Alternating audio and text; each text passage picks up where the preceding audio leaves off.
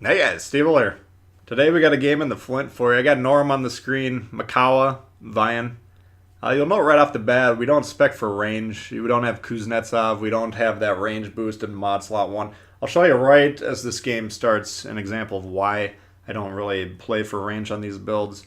They are relatively shorter distance max firing ranges, but the shells travel so slowly to the target that adding more range isn't really that profitable because you can't really hit anything at max range regardless of what that max range is. So I tend to set them up for a little bit closer range combat. That would be my advice for you guys.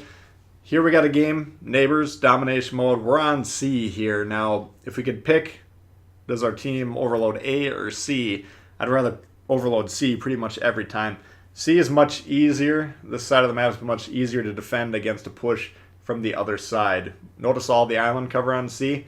Notice on A going to B, there's no islands there. So whoever captures A to get to B has to traverse wide open swatches of water.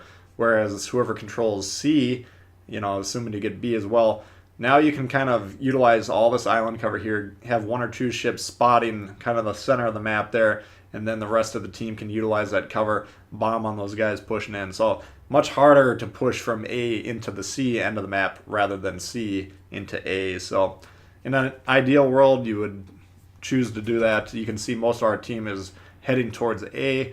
That's out of our control. So we're going to kind of set up more defensively over here.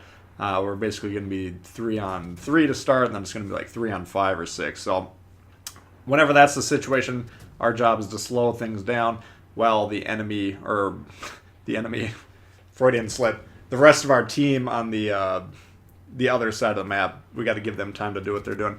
But there's what I'm talking about right there. These max range shots here, they're only, 12 kilometers or whatever it is, but we're getting multiple double digits in terms of travel time to target. So not that profitable.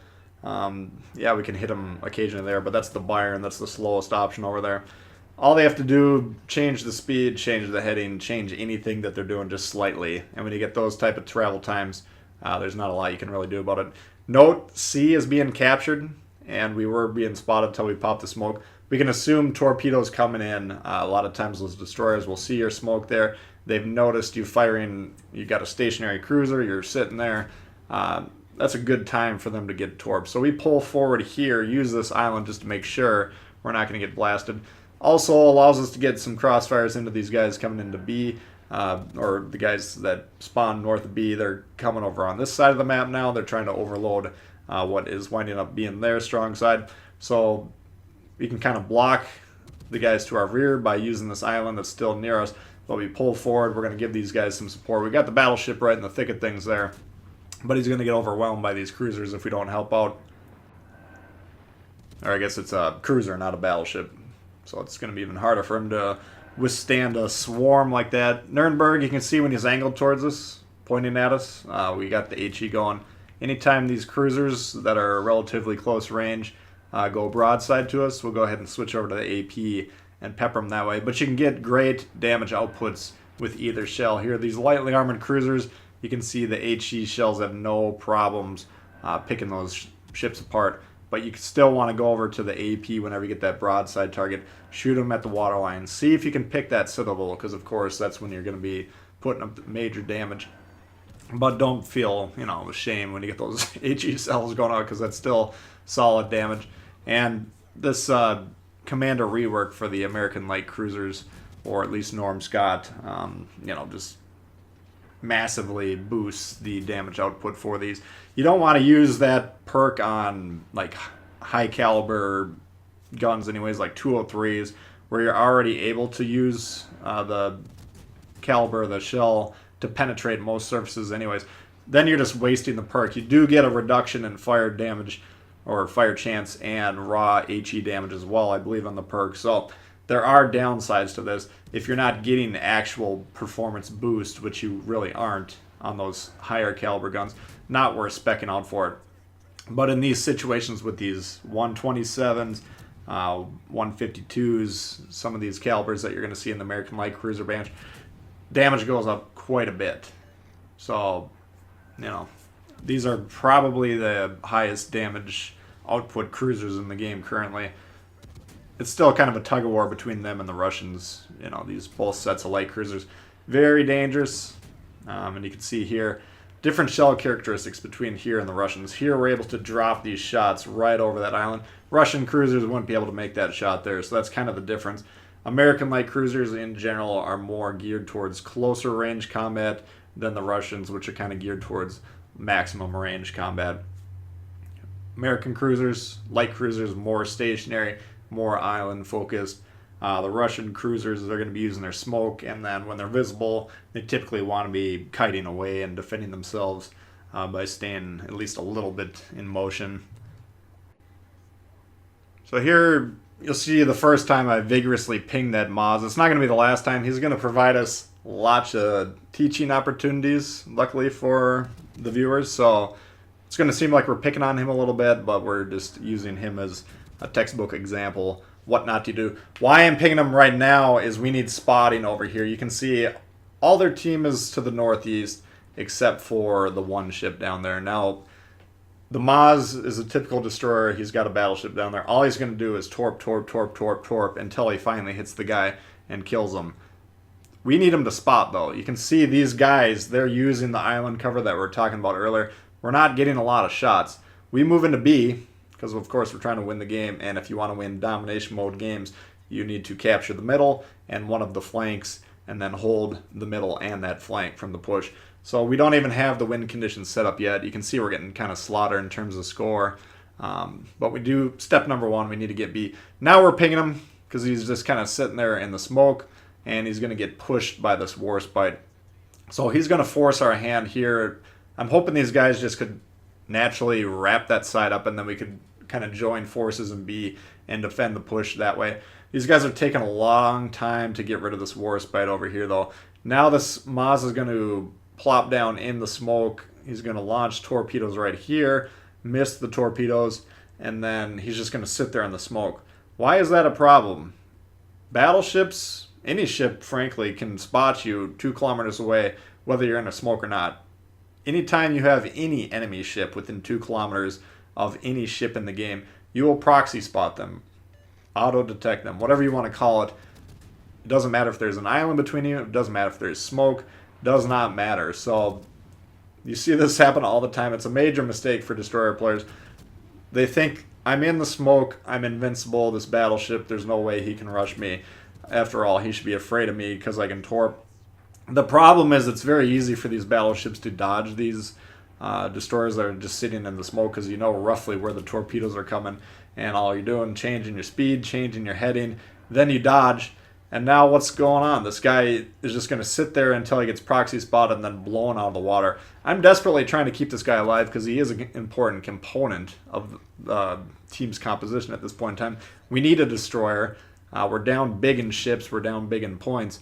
So I'm trying to desperately, scare this Warspite off, and I think maybe we just ward him off just at the last second before the Maz gets proxy spotted. But the smoke's about to dissipate anyways, so as soon as that smoke dissipates, if that ship is in your blue detection ring, i.e., you haven't, let's say his detection's 5 kilometers, just for instance. If that battleship's 4 kilometers away, then the smoke goes away, you're going to get permanently spotted for a while, probably going to die. So it doesn't even matter if we did scare him away there briefly, and then, of course, he does eat the torps, which is good. We needed to get rid of him. But that was hardcore throw behavior there. It's a very, very, very common mistake. Again, I'm not trying to pick on the Maz. We're just highlighting an easily correctable mistake.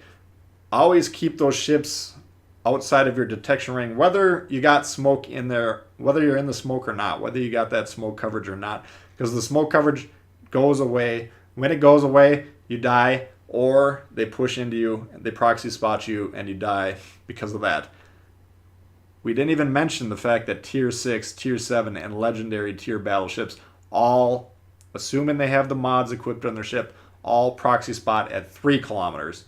So if that Warspite stops shooting, all of a sudden he can out-detect that destroyer because he's not subjected to the smoke fire penalty when he shoots his guns. The battleship, if he's that close to the destroyer, and the guy's got a line of sight to him, he'll spot him every single time he pulls the trigger because the smoke fire penalty is 10 kilometers, 12 kilometers, whatever it is. It's something ridiculous. But let's say the Warspite doesn't shoot and he's a tier 6. For instance, he would proxy spot him at 3 kilometers, then he'd get a nice, basically point blank salvo at the guy and potentially one-shot him there. So lots of problems with just sitting there. Here's another potential throw behavior type move. Basically, we have the 2 caps at this point in time. We're waiting for the rest of the team to catch up, but this battleship, he's kind of pushing in. And a lot of times how throws are achieved by the blue team is they'll go after the red team one at a time. If your entire team's spread out all throughout the map, especially if you're in a situation where you're not in a rush because you control the plurality of objectives, there is no reason to go at them one at a time. Because they have 4 ships right now, we have 4 ships. That's an even fight if they're all engaged at the same time. If battleship number 1 goes in there and fights 1v4, they kill him very quickly. Then I go in there by myself, 1v4, they kill me very quickly. Then the destroyer probably blows himself up. It's just very, very common throw behavior. So don't do that. Just slow down, wait for your team to catch up. Eventually they'll get their heads out of the you-know-whats. Maz coming around, we launched the torps, obviously is going to slow down. He probably has the sonar going here. Look at him on the map though, keep an eye on him. He's kind of basically pointing directly south here. We got him spotted with the sonar. He's got the smoke going. I don't know if he realizes what exactly is happening to him yet or not. But we got him basically permanently lit at this point in time. Waiting for my team to get an angle on him, and we're also just kind of moving forward. As long as he's pointing at us, he's not a torp threat. You can't shoot the torps. I mean, the G101 and some of those low-tier German destroyers could maybe do that. He can't launch torps out of the front, though, so you can see there he's desperately trying to get torps off now. Beaches himself, lets the crew off just as we're about to blow him up, and only a couple of guys got off in time because we killed him very rapidly. So kind of just outplayed him there, and he was rushing a cruiser. Destroyers rushing cruisers, usually not that profitable. Able to dodge the torps there because we knew they were coming. Just turned away from them. Very easy dodge there. Now our team's kind of reset. We got a better attitude. We got a better position in terms of where we are in the game. Why the attitude's improved is because our team is no longer desperately trying to throw themselves at the enemy. I think everyone's kind of realized at this point in time that we do have the advantage. If Red wants to win the game, they have to not only kill us, but they got to figure out a way to probably get on B, stop us from accruing those points, or they got to wipe us out. So if we're going to oblige them by rushing them with our low health ships and duel them, then our odds are 50-50 or worse, But if we say to them, we are currently winning the game, it's up to you if you are interested in winning the game to take it from us. How do you do that? You have to push into us. We can use our advantages that way, and it's going to be very difficult for the red team in that situation to win the game. So it's all about recognizing the situation. Where are we at here? We got the caps, we got the points, we now have the ship numbers that we clawed back. Come on, if you want to win the game, come and get it. If not, we'll just ride out the clock and we'll put another win on the board. But there were kind of 2, maybe 3 mistakes there that we see very commonly. Number 1, destroyers sitting in clouds, getting rushed. Get away from those ships. They're just as dangerous to you. Number 2, we don't go into the enemy one by one, and we also don't push into the enemy when we have the advantage. So the destroyer was kind of the shakiest of those 3 conditions, but we got through that, luckily, and then we kind of talked that battleship back from pushing in, and now our team's playing nice and responsibly. And that's how we win the game. That was a very, if you watch that game, if you keep an eye on the score, if you're keeping an eye on the situation, most of the game it looked like we were going to lose that. But we just kind of never lost our cool there, kept focused on what we actually need to do to win the game at any given time, and then we put it together. There's the Confederate. We're getting some pretty decent damage. We got 26.5 base HP. I think we get just over 100 here. So we're just shy of 4 times our ship's HP and damage. Again, that's a pretty effective game. Not saying you can't do quite a bit more with the Flint. The Cleveland, the Flint, the Boise, what else they got? The Helena, all these light cruisers, Atlanta. We've seen it time and time again now, especially with this perk in action. These ships can pump out the damage. If you get lucky with the fires and you're getting juicy broadside, superstructures to shoot at with these battleships, you can rack up the damage big time. So you got to be respectful of these ships. If you see them, target them, especially the ones that have radar. But, just understand that if you leave these cruisers alone, they're going to cause major problems for you. So go ahead and get rid of them. You should be shooting all these cruisers. Yesterday we talked about killing the radar cruisers. Here we got the light cruisers. All the cruisers in the game are designed to cause major problems only if they're left alone for the majority of the game. If you kill them, which you can usually kill them very quickly if you're shooting at them, then they're not there to do anything. Then they're not a problem. So go ahead and kill the cruisers, kill the destroyers, leave the battleships for last, guys. Let's work on the target selection here.